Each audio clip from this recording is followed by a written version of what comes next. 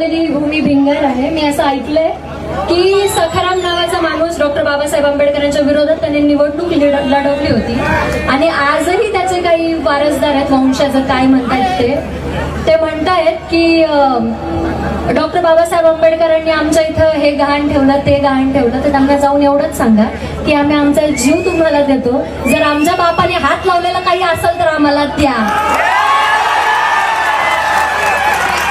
जर खरंच असेल तर आम्ही आमचा जीव देतो, ती गोष्ट आम्हाला द्या. आणि त्यांना सांगा की डॉक्टर बाबासाहेब आंबेडकरांच्या उपकारांमुळे तुम्ही मोठे मोठे पदाधिकारी झालेत.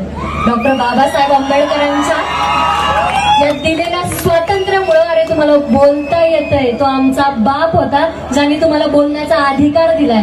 ते दिलंय की नाही का म्हणतात उचलली जीभ आणि लावली टाळ्याला, तशी गंमत आहे यांची. तर त्यांना जाऊन सांगा ती जीभ उचलायचा अधिकार आमच्या बापाने तुम्हाला दिलाय. तर लायकीत राहा, नाही तर लायकी दाखवायला वेळ लागणार नाही.